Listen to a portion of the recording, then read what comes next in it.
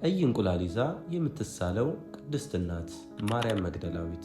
ሰላም እንደምን አላችሁ የተወደዳችሁ የሕይወተ ቅዱሳን ቤተሰቦች፣ እንኳን ለጌታችንና ለመድኃኒታችን ለኢየሱስ ክርስቶስ የትንሣኤ በዓል በሰላም አደረሳችሁ እያልን በዛሬው ቪዲዮ የጌታችን የመድኃኒታችን የኢየሱስ ክርስቶስን ከሙታን ተለይቶ መነሳት ለዓለም ስላበሰረችው በምስራቅ ኦርቶዶክስ ቤተክርስቲያን ቀይ እንቁላል ይዛ ስለምትሳለው ስለ ቅድስት ማርያም መግደላዊት እንመለከታለን።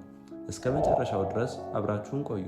በቅድሚያ ግን ቪዲዮውን ላይክ በማድረግ እንድትጀምሩና ለቻናላችን አዲስ የሆናችሁ ሰብስክራይብ በማድረግ ቤተሰብ ይሁኑ።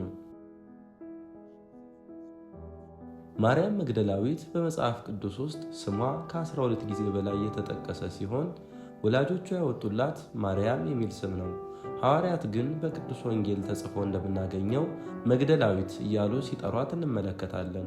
ለምን እንደዚህ ብለው እንደጠሯት ስንመለከት የመጀመሪያው በዘመኑ ማርያም የሚባሉ ብዙ ሴቶች ስለነበሩ ከነሱ ለመለየት ሲሆን፣ ሌላኛው ደግሞ ማርያም መግደላዊት ከእስራኤል አውራጃዎች አንዱ በሆነው መግደሎን በሚባለው ቦታ ተወልዳ ያደገች በመሆኗ ነው።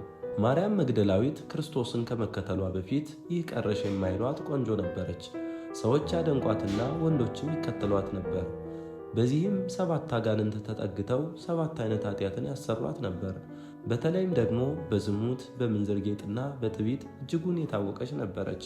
በእንዲህ ያለ ግብር ጸንታ ለዘመናት ኖረች። ነገር ግን አንድ ቀን ኃጢአተኞችን ስለማይጸየፍና አጋንንትን ስለሚያወጣው ስለ ጌታችን ስለ ኢየሱስ ክርስቶስ ሰማች። በቅዱስ ሉቃስ ወንጌል ምዕራፍ 8 ላይ እንደምናገኘው ጌታችን በቸርነቱ ከራስ ፀጉሯ እስከ እግር ጥፍሯ የሞሉትን 7 አጋንንት አስወጣላት። ቅድስት ማርያምም ከዚች ቀን ጀምሮ ፍጹም ተቀየረች። እርምጃዋም ሁሉ የተባረከና የንጽህና ሆነ።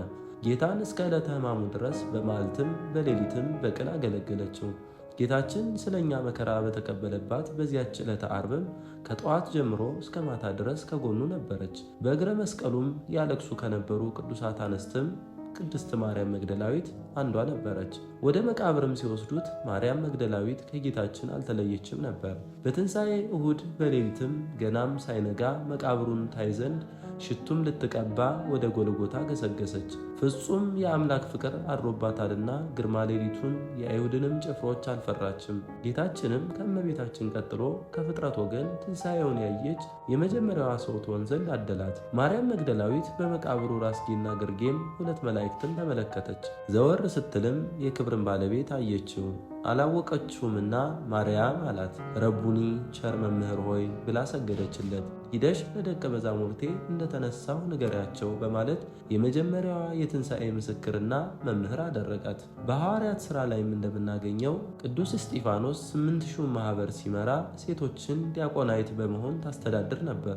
ማርያም መግደላዊት የመጀመሪያዋ የሐዲስ ኪዳን ዲያቆናዊት ሴት ስትሆን በቤተ ክርስቲያናችን አስተምህሮ በነሐሴ 6 ቀን መልካሙን ገድል ተጋድላ በበጎ ዕድሜ ከዚህ ዓለም ድካም አርፋለች።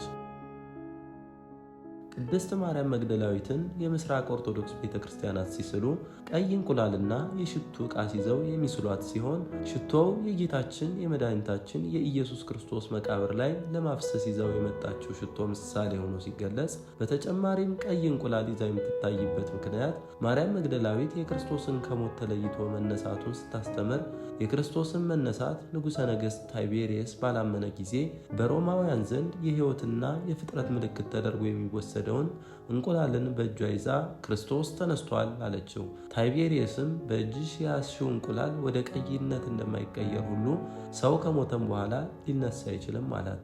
ያም በእጇ ያለው እንቁላል በተአምር ወደ ቀይነት ተለወጠ። ታይቤሪየስም የክርስቶስን ትንሣኤ አመነ።